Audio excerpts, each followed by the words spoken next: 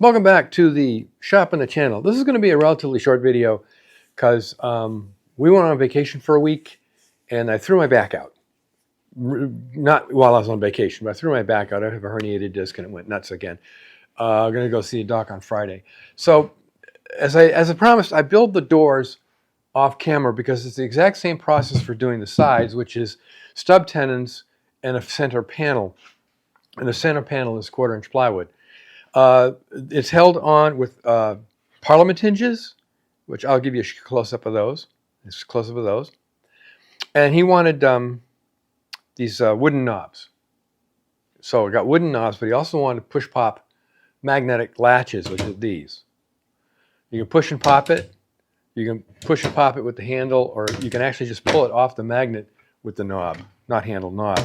Now, there's going to be a decorative piece on the front of each one of these doors. This is my test piece. It's quatrefoil. I cut it on the CNC. You can see it getting camera very well. I don't know. It's got a cove cut here, a straight cut here. This is 1/2 inch thick, which is too thick for this project. There's actually going to be 3/8, and they're going to sit right here on each door. So it's going to be kind of nice on each door. I made the top out of Borg wood, which is from the Home Despot. And because I made it out of Borg wood, and which has its own little shapes and twists, even with the biscuits, it didn't line up very well. So I have to plane the top. I'm going to use the same technique I used on this boat right here. This is a 22-foot Quarrel and Sharpie we built for a customer. And here I am. So I think I'm sanding this down and getting it smooth. What I did is I used a number 5 smooth plane and cross-planed the hull to get the bumps out, which worked really well. And then I went out with a sander to final smooth it. Yes, very work intensive, but a lot of boat building is pretty work intensive. So I'm doing this old school. Hopefully it'll work out. I'm going to do smooth plane. First, I have a number 4. I don't have a 5 or 5.5. My smooth plane, and then my low angle smooth plane to get this as smooth as I possibly can that way. And then I'm going to go at it with the sander to do the final smoothing. This is built oversized, as it should be, because I want this to be just like 1/8 of an inch all the way around. And this is going to get edge banded in a picture frame molding out of the same wood all the way around. That same picture frame molding, or the same molding profile, will be in the base. And the base skirt boards are just going to hide the casters that you can wheel this around with. Then it's not going to sit on the floor on the skirt boards. It's going to sit on casters. So let's clamp this in my front to back, up to down vices over on the workbench and start doing the planing. Oh my goodness, this is going to be so much fun. So here we go with the heavy working part of this job. Give an example. It's kind of hard to see in this picture because this was a film camera and this was like almost 25, 30 years ago. But I did a gratitude shot on the bottom of the hull that I was working on. And here's a picture showing one finished side and one unfinished side, because then I went back and finished the rest of it. And it's hard to see in that picture, but it's really, really butter smooth on the finished side. So my tools of choice are, I've got a Stanley number 4 that I restored probably 30 years ago, and I use regularly.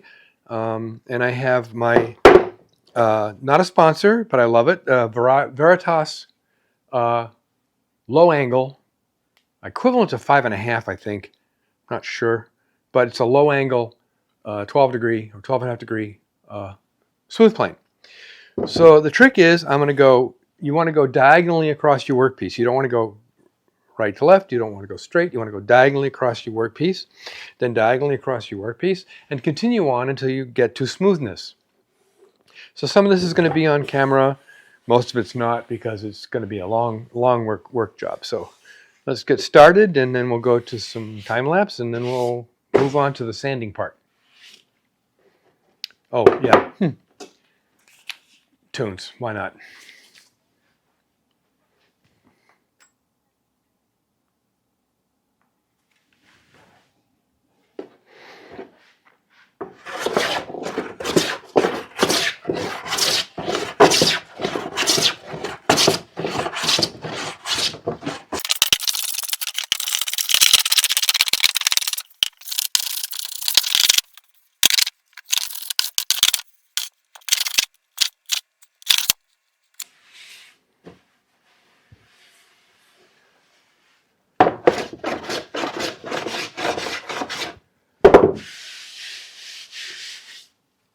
Okay, so that has gotten all the ripples and bumps and crap out of it from the board wood.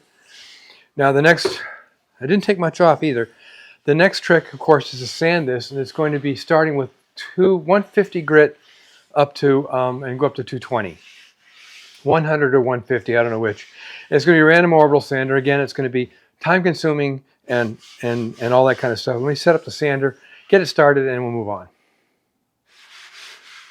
I had to move the camera because this big hose is in the way, so I've got my dust collection all set up. You know about that from previous videos. I'm going to use a random orbital. Like I said, I'm using 150 to start. I'll do the hand touch. How does it feel as I go along? And then when I feel like I've got it smooth to the point where I'm happy, I'll go back. I'll go to 220 from there, and then the top will be done. We're not going to do the bottom. It's not going to be seen. It's going to be fastened in with screws. It's not going to move. So let's do some sanding again. It's going to be noisy.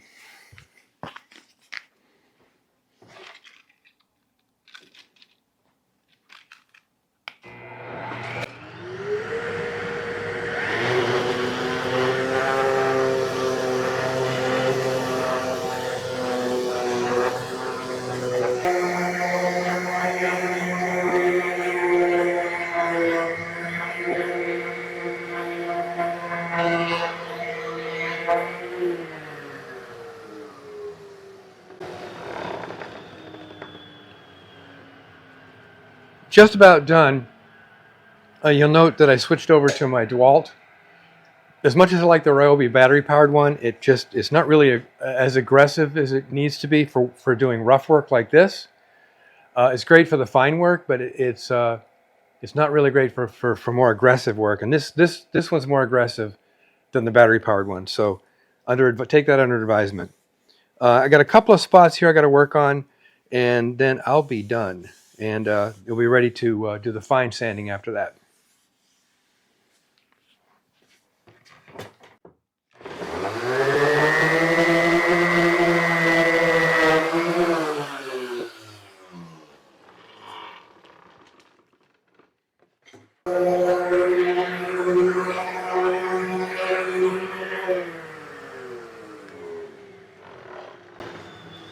Okay, that's pretty much done with the 150. I'm not going to do the 220 on camera. A note about this rockler setup here I've got with the magnetic latch. You can't see it on camera, but this magnetic thing, it connects to the dust collection system, which is nice. Then it connects to their quick connect system. And one of the things I found problematic with it is this is a slip fit onto here. And no matter what you do, it vibrates, it comes off. It slides off in the middle of work. So you got to hold that with your hands. Rockler, if you're paying attention, fix that. All right, so I've got it to the point where I'm going to go to 220. I think I've got to heat up at one spot to get a little dent out of it. And then this will be ready to trim to size for the top of the cabinet. Okay, ready to trim it to size now.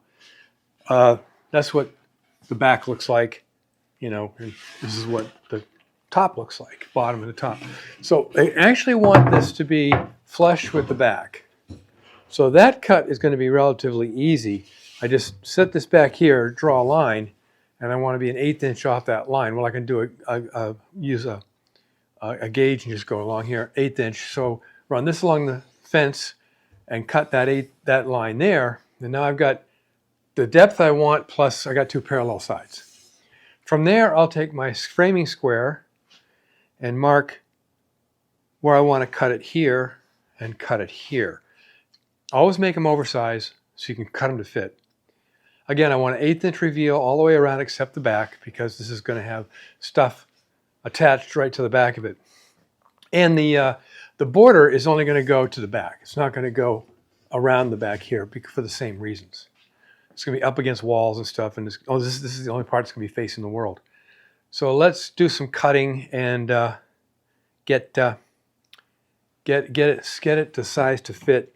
I literally then can screw it in place, because then that part's done. I got to take the doors off because they need to be sanded. I need to put on the 1/4 inch round and all that kind of stuff. But let's go ahead and take care of this now.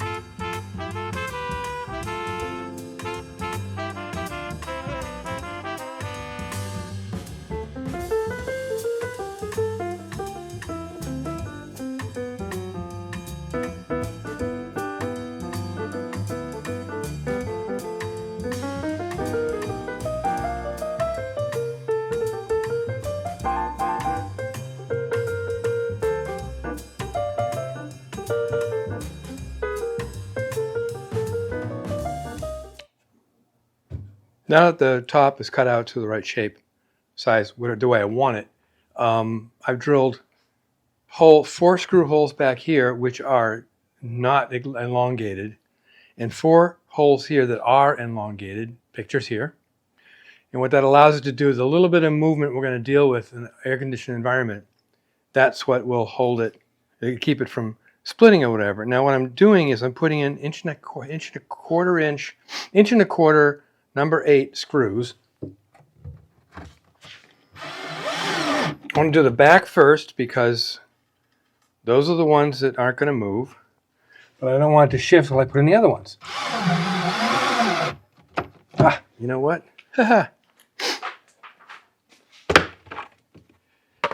I think it might be time to trade in that Milwaukee. I'll get new batteries for it anyway. There we go. Better.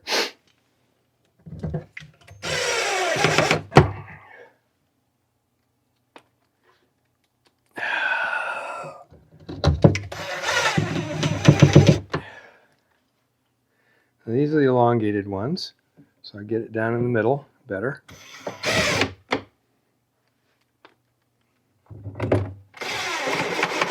Oh, I need 2 more.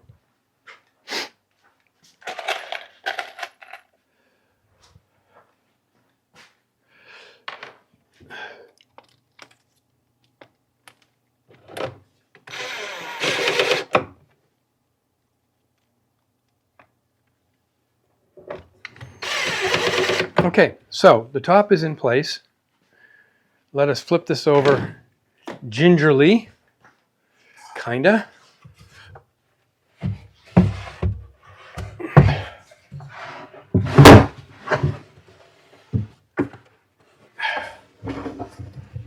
And there we go. So now I have to make the molding that's going to go around these 3 sides, which will be, again, same thing, router table rip, router table rip, router table rip to give me the molding that I want for these sides here. So let's, I'll do that. I'll make the molding.